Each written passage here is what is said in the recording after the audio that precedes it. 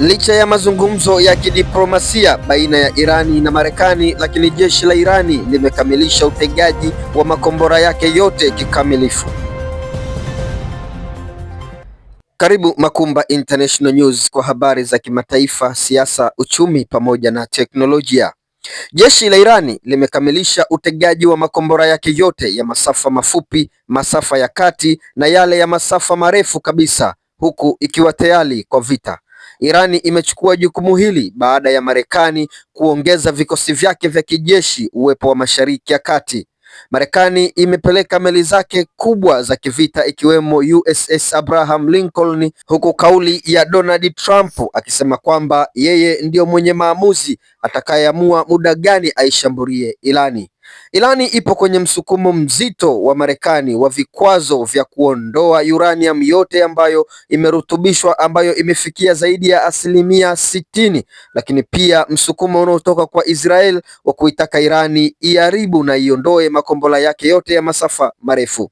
Irani ipo tayari kuondoa kiwango cha nyuklia cha uranium ambacho kimerutubishwa kupelekwa kwenye nchi za ng'ambo, lakini haipo tayari kuachana na mpango wake wa makombora ambayo yenyewe inasema ni kwa ajili ya kujilinda. Irani imetega mifumo ya ulinzi katika miji yote mikubwa kuanzia Teherani mpaka Isfahan, huku na maeneo muhimu ya kijeshi pamoja na yale ya viongozi wakubwa. Imetega mifumo ya ulinzi ya kisasa ambayo mengine imeitoa Urusi. Lakini pia ukiachilia hivyo, Irani imefanya biashara kwa kununua makombora mazito ya kudungulia meli iliyoyanunua kutokea China, ambapo yamewasili, huku ikiendelea kujiandaa na vita kikamilifu. Irani pia imesogeza makombora yake marefu, huku kauli za waziri wa ulinzi wa Irani akisema kwamba makombora yao hayana kipimo, hayana mipaka, hivyo wanaweza kushambulia hata Marekani moja kwa moja mpaka kwenye makazi ya Donald Trump. Ingawa Marekani bado haiamini kama Irani ina makombora marefu ya kuvuka mabara, lakini ina tahadhari kubwa sana, huku yenyewe ikiwa na hofu kwa sababu haijui kama vita itakayoianzisha itakuwa na gharama kiasi gani kwa upande wao. Marekani kwa sasa haitamani kuingia kwenye vita ya muda mrefu, ukizingatia Donald Trump anakaribia kwenye muhula mwingine wa uchaguzi, hivyo anahitaji vita ya muda mfupi tu ambayo itamalizika haraka. Lakini haifahamiki majibu ya Tehran yatakuwa ya muda gani, huku kama ilivyosema Irani kwamba vita itakayoanzishwa yenyewe haitochukulia vita ya siku chache.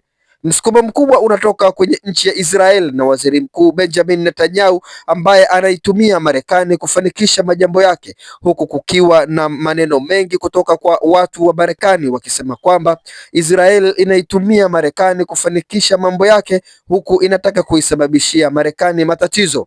Mgogoro huu wa Mashariki ya Kati ambao umekuwa wa muda mrefu, kipindi hiki umefikia kwenye hatua mbaya zaidi. Ingawa kuna mazungumzo yanayoendelea, lakini kiwango cha makubaliano cha mazungumzo kinaonekana kikiwa kidogo sana, kwani Irani inaonekana haihofii Marekani.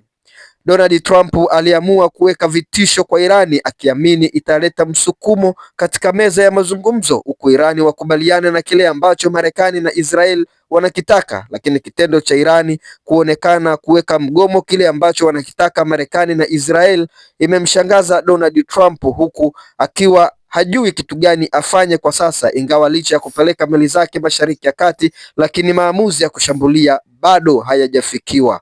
Endelea kubaki Makumba International News kwa habari za kimataifa, siasa, uchumi pamoja na teknolojia.